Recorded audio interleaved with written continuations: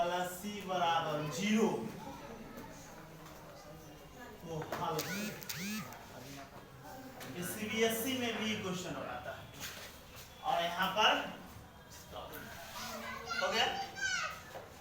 Question है कि पूर्ण वर्ग विधि द्वारा द्विघात समीकरण ax square plus bx plus c equal to 0 को हल करना। तो सबसे पहले तो आप लोग को जानना चाहिए कि ax square plus bx plus c equal to 0 ये जो फॉर्मेट है ये किसका है? क्वाड्रेटिक इक्वेशन का। किसका है? Quadratic equation. क्वाड्रेटिक इक्वेशन बोलने का मतलब क्या? द्विघात समीकरण। और द्विघात समीकरण किसको कहते हैं? तो वैसा समीकरण जिसका घात कितना हो? 2। क्या कहलाएगा? द्विघात समीकरण। तो ax square plus bx plus c equal to 0 है।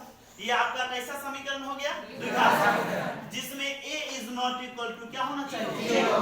अगर a 0 के बराबर हो जाएगा तो द्विघात समीकरण रहेगा? इसीलिए a is not equal to 0 बोलना जरूरी है। तो अब आपके पास सॉल्यूशन के लिए देखिए क्या है question. ax square plus bx plus c equal to 0। इसको हमको द्विघात समीकरण से सॉल्यूशन करना है। और जैसे ही इस द्विघात समीकरण को सॉल्यूशन करेंगे तो लास्ट में हमको द्विघात सूत्र की भी प्राप्ति हो जाएगी, जिसको हम ब्रह्मास्त्र सूत्र के नाम से भी जानते हैं, जिस पर दुनिया का कोई भी गुणनखंड आपको सॉल्यूशन हो जाएगा। समझ गए? तो वो वाला आपको द्विघात समीकरण का सूत्र भी निकाल देंगे और पूर्ण वर्ग विधि द्वारा कैसे सॉल्यूशन किया जाता है उसको भी हम निकाल देंगे। समझ गए? तो अब देख लीजिए कैसे। सब लोग यहाँ पर एकदम ध्यान से देखिएगा। ax square plus bx plus c, यहाँ पर देखिए x स्क्वायर का कोफिशिएंट क्या है? a, यानी x स्क्वायर का गुणांक क्या है? a, x का गुणांक क्या है? b, और ये आपका अचर राशि है। तो पूर्ण वर्ग विधि से हल करने के लिए स्टेप बाय स्टेप हम बोलते चलेंगे, ध्यान में रखना है। सबसे पहला काम क्या करना है कि जो द्विघात समीकरण में x स्क्वायर का गुणांक होगा उस गुणांक से सभी टर्म में डिवाइड कर देंगे, सभी पद में उससे भाग दे देंगे। तो भाग देंगे तो ये क्या हो जाएगा? ax स्क्वायर बाई a, इसका गुणन कोफिशिएंट यही है ना। फिर क्या होगा? b बटा a, फिर क्या होगा? c बटा a। और 0 में भाग देंगे तो क्या होगा? 0 ही होगा। यहाँ a से a क्या हो जाएगा? कैंसिल हो जाएगा। तो क्या हम लिख सकते हैं इसको? x square b by a x plus c by a equal to 0। यहाँ तक में किसी को कोई दिक्कत? सबसे पहला काम पूर्ण वर्ग विधि में x स्क्वायर के गुणांक से उसमें सभी पद में भाग दे देना है। भाग दे दिए, कोई दिक्कत? अब क्या करना है? इसके बाद सेकेंड टर्म में क्या करना है कि हम a और b का चुनाव करेंगे। किसका करेंगे? a और b का। तो अगर मान लेते हैं इसको x का होल स्क्वायर लिख सकते हैं, कोई दिक्कत नहीं ना। अगर इसको चूंकि एक ऐसा कंडीशन आएगा तो हमको या तो a प्लस b का होल स्क्वायर के रूप में इसको तोड़ना है या a माइनस b का होल स्क्वायर में तोड़ना है, दोनों में से कोई एक हो।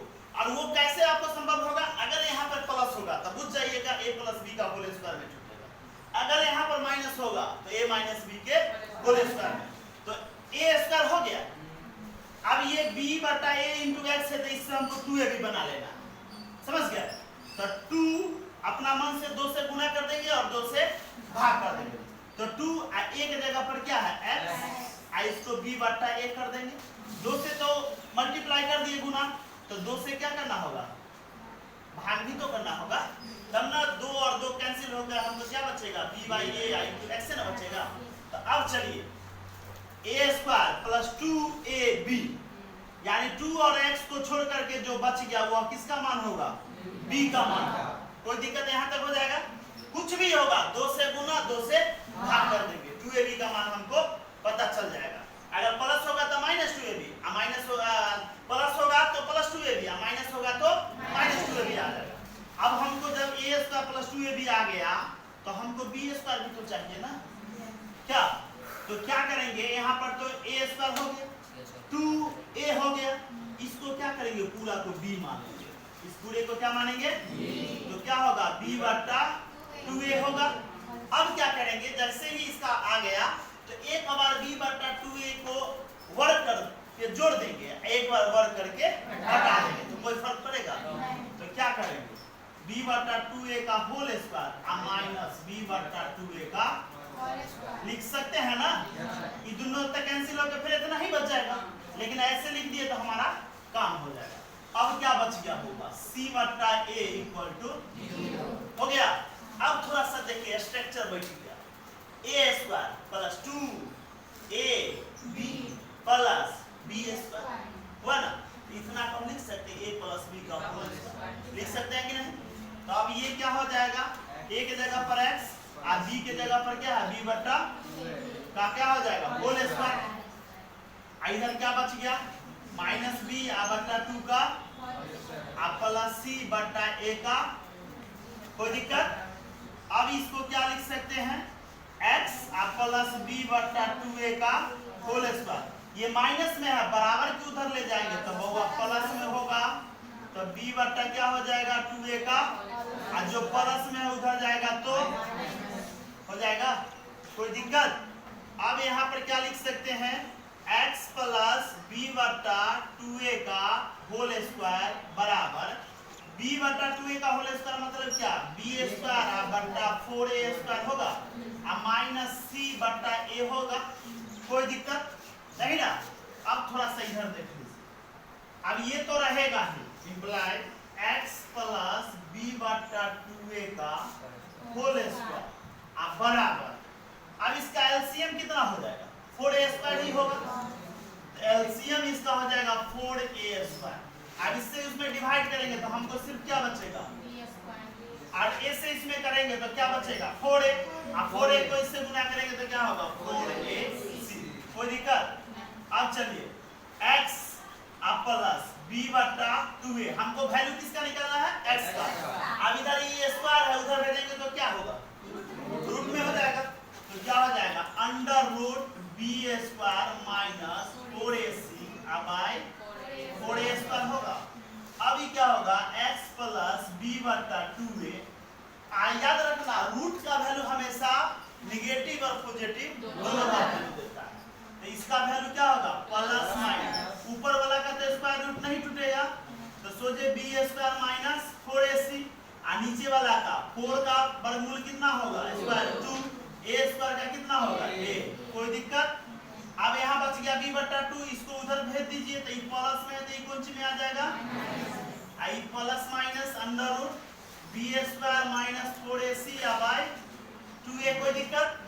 अब देखिए x बराबर, अब इसका एलसीएम फिर लेंगे तो क्या आ गया 2a, अभी क्या आ गया minus b plus minus under root b square minus 4ac, बहुआ यही कहलाता है द्विघात सूत्र। इसी को क्या बोलेंगे द्विघात सूत्र। आपसे पूछा जाएगा कि द्विघात सूत्र क्या होता है, तो x बराबर minus b plus minus under root b square minus 4ac by 2a।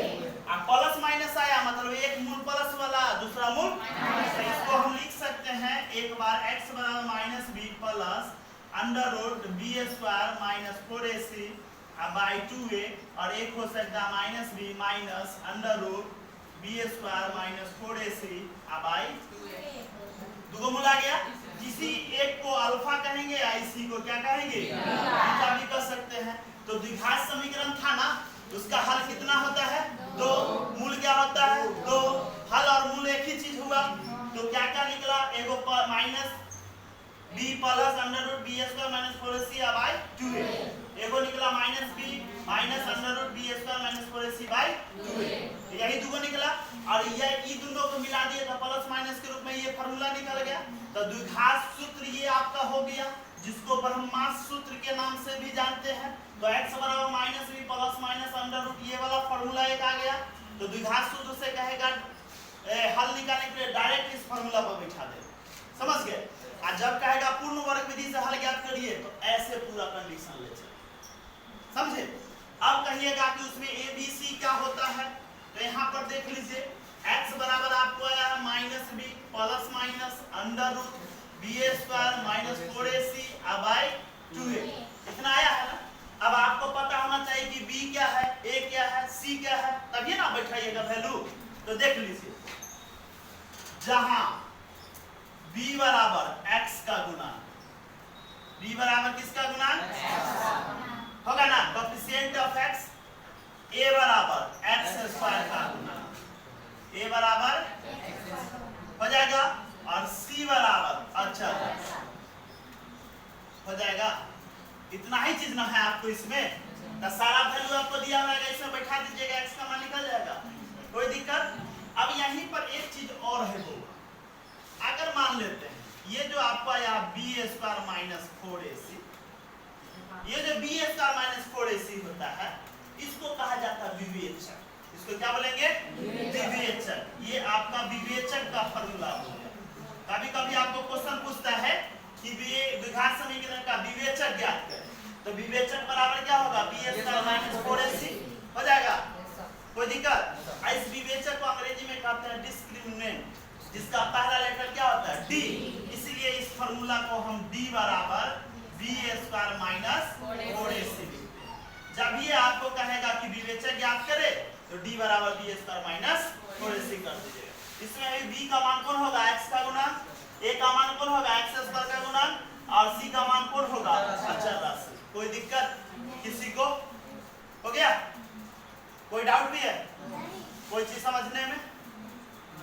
हो गया ना? सारा चीज आपको बता दिए, ये क्या है, बी क्या है, सी क्या है, द्विघात सूत्र भी बता दिए, विवेचक भी बता दिए। अब इस विवेचक पर बहुत सारा शर्त आता है, कंडीशन आता है। कंडीशन क्या आएगा? पहला कंडीशन डी ग्रेटर देन 0, तो उसका हल कैसा होगा? डी इक्वल टू 0, तो उसका हल क्या होगा? डी लेस देन 0, तो उसका हल क्या होगा? यानी द्विघात समीकरण का जो मूल निकलता है, तो वह मूल अगर 0 से बड़ा होगा तो क्या होगा, 0 के बराबर होगा तो क्या होगा, 0 से छोटा होगा तो क्या होगा। ये तीनों कंडीशन में आपको यही फुलफिल करेगा, और इसी पर हमारा बहुत सारा क्वेश्चन बनेगा। हो गया? कोई दिक्कत? चलिए।